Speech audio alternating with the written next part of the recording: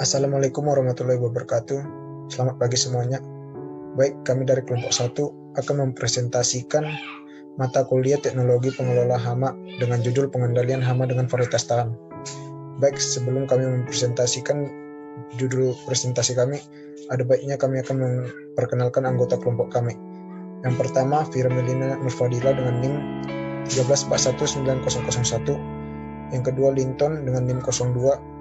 Yang ketiga, Dwi Prisyatani dengan NIM 003. Yang keempat, Alfi Syarum dengan NIM 05. Yang kelima, Rizkan Nabawi Julhata dengan NIM 007. Yang keenam, Sri Susanti dengan NIM 020. Yang ketujuh, Aristia Larasati Rasidin dengan NIM 030. Dan yang terakhir, Heski Siptiana dengan NIM 035. Baik, slide yang pertama, pengendalian hama dengan varietas tahan. Pengendalian hama dengan cara menanam tanaman yang tahan terhadap serangan hama telah lama dilakukan dan merupakan cara pengendalian yang efektif, murah, dan kurang berbahaya bagi lingkungan.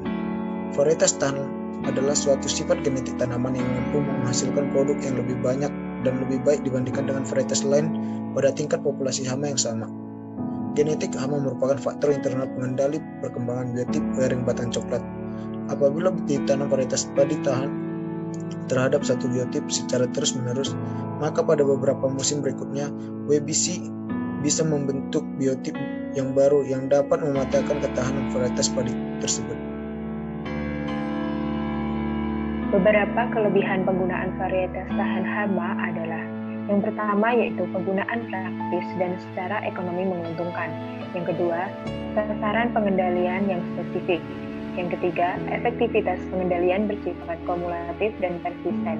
Yang keempat, kompatibilitas dengan komponen PHT lainnya. Yang kelima, dampak negatif terhadap lingkungan terbatas.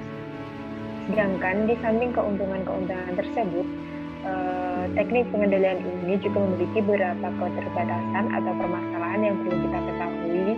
Di antaranya yaitu yang pertama, waktu dan biaya pengembangan yang besar. Yang kedua, keterbatasan sumber ketahanan. Yang ketiga yaitu timbulnya biotipe hama. Dan yang terakhir adalah sifat ketahanan yang berlawanan. Selanjutnya yaitu mekanisme ketahanan tanaman.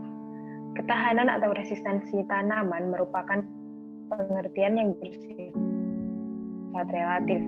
Ketahanan suatu jenis tanaman, sifat tanaman yang tahan hama harus dibandingkan dengan sifat tanaman yang tidak tahan atau yang tahan adalah tanaman yang menderita kerusakan yang lebih sedikit bila dibandingkan dengan tanaman lain dengan keadaan tingkat populasi hama yang sama dan dalam keadaan lingkungan yang sama. Ketahanan tanaman dibagi dalam dua kelompok, yaitu ketahanan ekologi dan ketahanan genetik. Yang pertama yaitu ketahanan genetik. Sampai saat ini, klasifikasi resistensi genetik menurut Painter yang banyak diikuti oleh para pakar, terdapat 3 mekanisme resistensi tanaman terhadap serangga hama, yaitu ketidaksukaan, antibiosis, dan toleran. Ketidaksukaan atau antiksinosis. Non-preference atau ketidaksukaan merupakan sifat tanaman yang menyebabkan suatu serangga menjauhi atau tidak menyenangi suatu tanaman, baik sebagai pakan atau sebagai tempat peletakan telur, atau antiksinosis yang berarti menolak tamu. Antiksinosis dikelompokkan menjadi dua, yaitu antiksinosis kimiawi dan antiksinosis morfologi.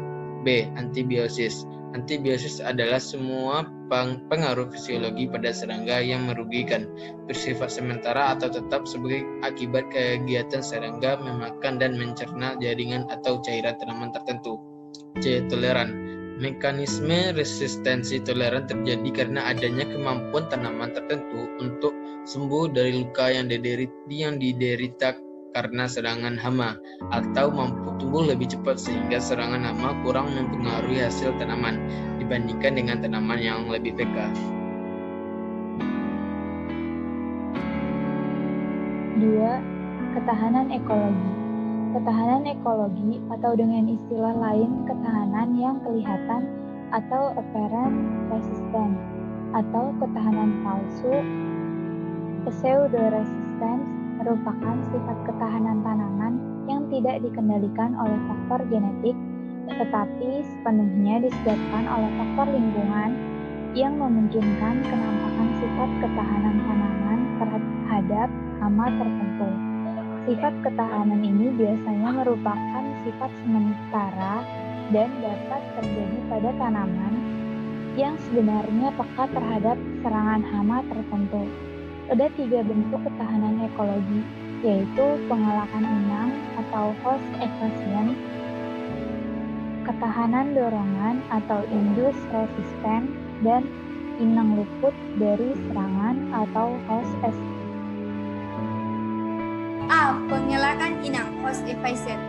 Pengelakan inang terjadi bila waktu pemunculan fase tumbuh tanaman tertentu bersamaan dengan waktu pemunculan stadia hama yang aktif mengkonsumsikan tanaman. B. Ketahanan dorongan induction resistance. Sifat ketahanan ini timbul dan didorong oleh adanya keadaan lingkungan tertentu sehingga tanaman mampu bertahan terhadap serangan hama. Ketahanan dorongan ini terjadi antara lain akibat adanya pemupukan dan irigasi serta teknik budidaya yang lain. Yang ketiga, C. Inang luput dari serangan atau host escape.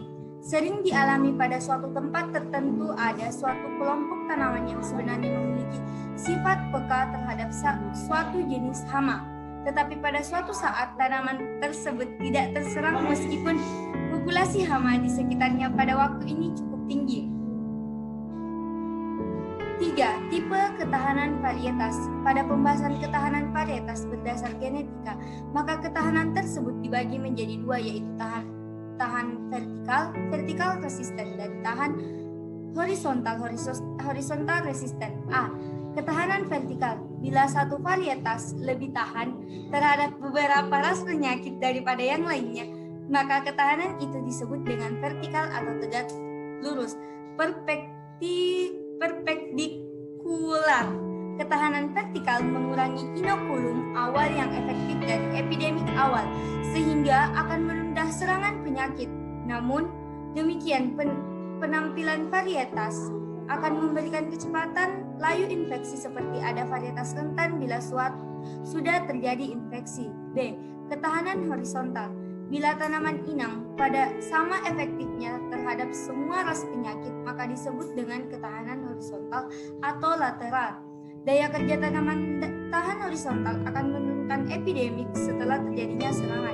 Dalam bidang hama yang dinamakan tahan horizontal digambarkan sebagai situasi di mana sederetan varietas berbeda tidak menunjukkan perbedaan interaksi bila diinvestasi oleh biotipe serangga yang berbeda.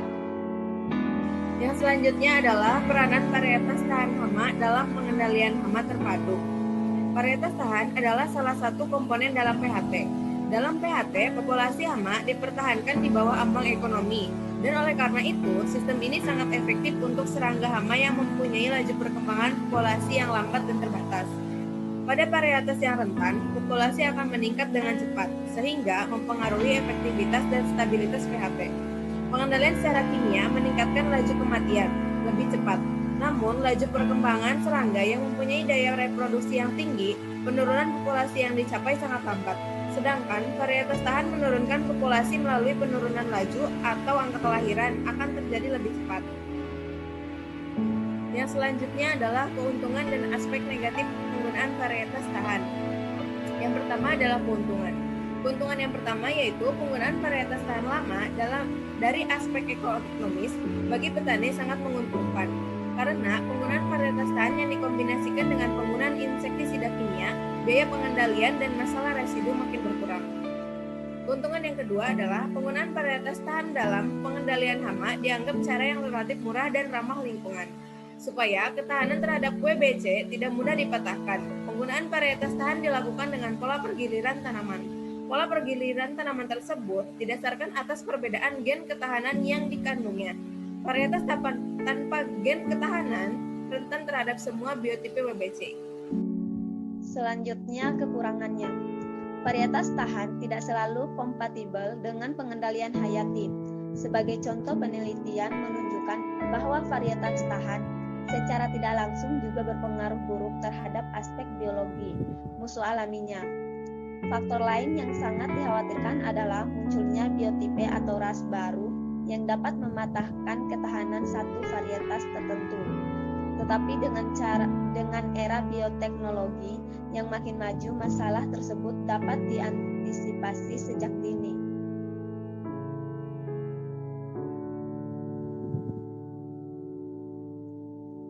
Selanjutnya, sifat perilaku dan fisiologi serangga. Hubungan antara tanaman dan serangga dapat dilihat dari segi perilaku dan fisiologi serangga serta sifat tanamannya sendiri. Sifat perilaku serangga herbivora yang penting dalam kaitannya dengan interaksi serangga dan tanaman adalah tentang bagaimana langkah-langkah serangga dalam memberikan tanggapan atau respon terhadap rangsangan atau stimuli dari tanaman sehingga serangga herbivora datang dan memakan tanaman tersebut. Ada 5 langkah yang dilaksanakan oleh serangga herbivora dalam mendapatkan tanaman inangnya. 1. Penemuan habitat inang. Langkah pertama terjadi ketika serangga dewasa yang sedang memencar menemukan lokasi habitat umum serangga inang. Pada langkah awal rangsangan yang menarik serangga herbivora biasanya bukan dari tanaman, tetapi rangsangan fisik lingkungan seperti cahaya, suhu, kebasahan, dan angin. 2. Penemuan inang. Faktor-faktor yang menarik dalam peristiwa tersebut adalah warna, ukuran, dan bentuk tanaman. Begitu serangga telah menemukan inangnya, rangsangan tanaman jarak pendek yang menyebabkan serangga menetap pada tanaman tersebut. 3. Pengenalan inang. Pada langkah ketiga itu, serangga mencoba mencicipi dan meraba-raba tanaman untuk mengetahui kesesuaiannya sebagai pakan. Apabila ternyata tanaman tersebut sesuai, maka serangga akan meneruskan aktivitas makannya. 4. Penerimaan inang. Pada langkah keempat, apabila rangsangan berbagai senyawa kimiawi tanaman berdasarkan pengujian oleh serangga dapat diterima, maka tanaman yang diuji tersebut diterima sebagai inang atau makanan. 5. Kecocokan inang.